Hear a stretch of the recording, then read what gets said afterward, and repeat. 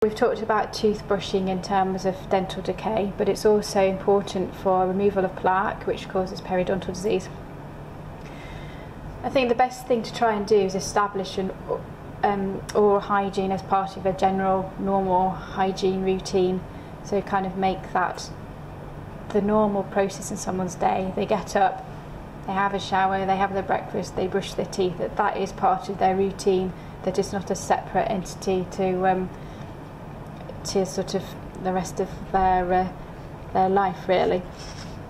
Teeth should be brushed twice daily, and the advice is that patients just have their existing method of brushing modified and improved.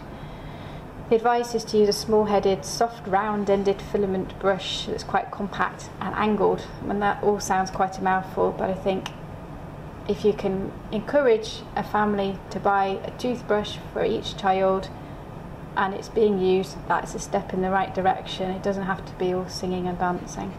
Although there is evidence that power brushes with oscillating, rotating action can be useful too, but for a lot of families they can't afford to buy electric toothbrushes. I think just making sure they have a toothbrush, a normal manual toothbrush, is the way forward.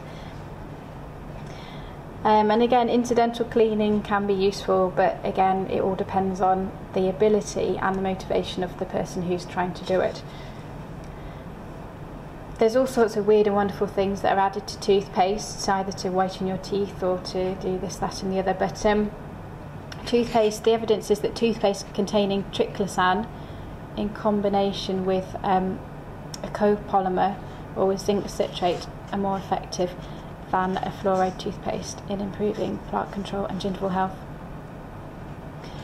And we mustn't forget that smoking cessation is really important, and we're talking about periodontal disease. You can do all sorts of oral hygiene instruction,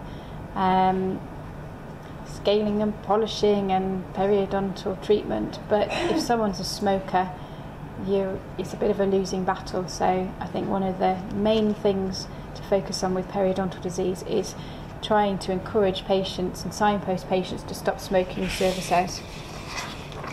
And there's a really good network in this country and good support from the NHS to give up smoking.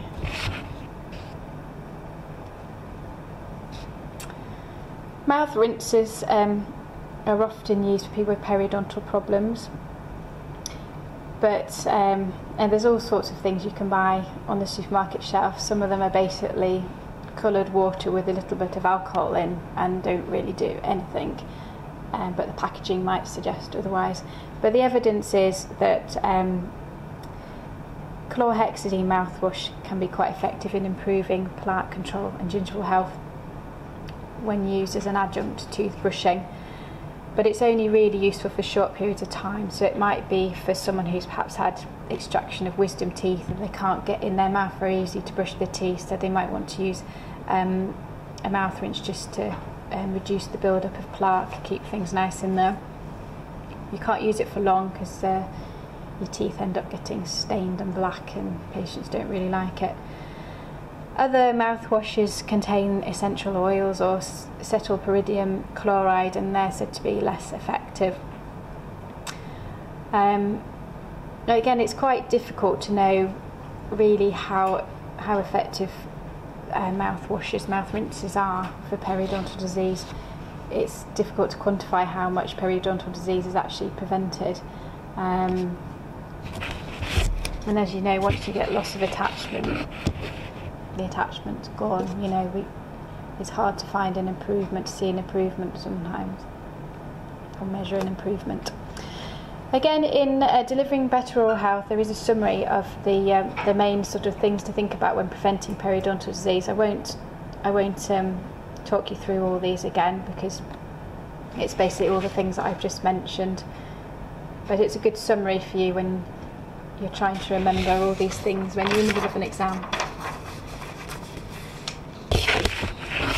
We mustn't forget oral cancer. It's on the increase, particularly among women, younger women. And as you're aware, the main risk factors are smoking, so tobacco, and alcohol. And those who both smoke and drink quite heavily have 30 times more likelihood of getting oral cancer than those who are non-smokers or moderate drinkers. So there's a synergistic effect of the tobacco and the alcohol in terms of risk factors. The 5-year survival rate tends to be stated as around 50%, though in this country actually the survival rate's improving. The disease-specific survival rates is being stated recently as being more like 80%, so people are living longer with oral cancer. Some of the things you can advise for your patients though, as a bit of a brief intervention really, is just to recommend the limits on alcohol. The recommendations are up to 2 to 3 units a day for women, 3 to 4 units a day for men, and 2 days free from alcohol for everyone. And there's been quite a drive recently to promote that in Sheffield. I don't know if you've noticed it on the back of buses. It's kind of advertising. Are you aware of how much you're drinking? Are you aware of how many units are in different sorts of drinks? And most people don't really know what a unit equates to. So again, in Delivering Better Oral Health, it summarises what advice you can give. But the things you can really do within your practice are ensuring that in the medical history that patients fill in or you discuss with them, that you're thinking about their tobacco use. So that's not just cigarettes, but also smokeless tobacco. In some parts of Sheffield, and I'm sure in some of the countries that you come from, chewing tobacco is quite a big thing really. We mustn't forget that it's a huge problem in terms of oral cancer. So we as practitioners can signpost to local stop smoking services, and some dental practices even have people trained within the practice, either dentists or other staff within the practice, who can actually provide stop smoking services. And we can also signpost to local alcohol misuse support services. There's services in Sheffield aimed at those sort of under the age of 18 and those 18 and over, and we're able to give support and signposting to those. And I think the hope is in the future that practitioners will be able to kind of do a brief intervention style alcohol awareness as well for their patients. I mean, often it's dentists that pick up on problems in the mouth,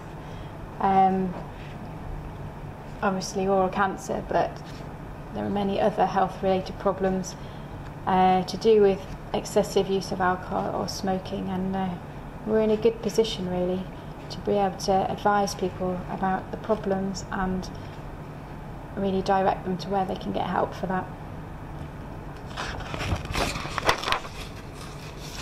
Erosion isn't something we tend to think about much in terms of prevention. There hasn't been that many studies done in terms of prevention of erosion. But what is recommended in Delivering Better Oral Health, and I'm sure this section will probably get updated this year, is to ensure that people who are suffering from erosion of the teeth are using, a fluoride toothpaste. So a family fluoride toothpaste, so it's got as much fluoride in as possible, or you could even prescribe one of their very high fluoride toothpastes. Avoiding frequent intake of acidic foods and drinks, keeping these to meal times. As you'll be aware, people with erosion either tend to have it because they're having excessively acidic sort of foods in their diet. I had a patient who all she seemed to eat was lemons, and her teeth were absolutely shot.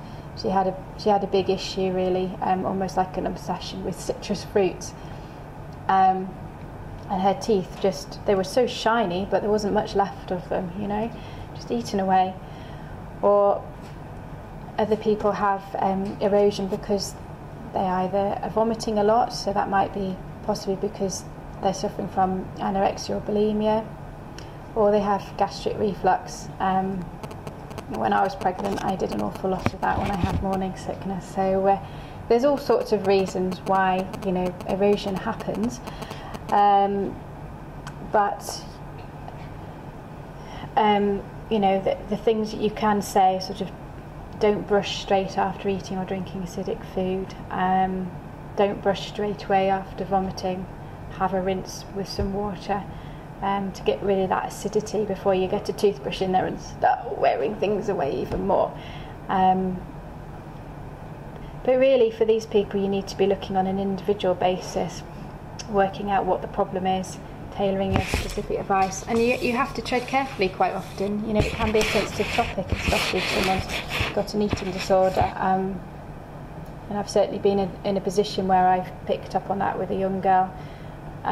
It's quite difficult to handle sometimes. But we are in a position where we can hopefully help people as well. So most of the studies that have been done into erosion that are link soft drinks, fizzy drinks, with erosion, but there isn't any particular evidence that measures the effectiveness of providing preventive advice in the clinical setting. But from a common sense point of view, you know, the advice is tell people that it's not such a great idea to be having fizzy drinks, lots of sort of fruit juices, anything that's acidic, especially if they've got these sorts of problems.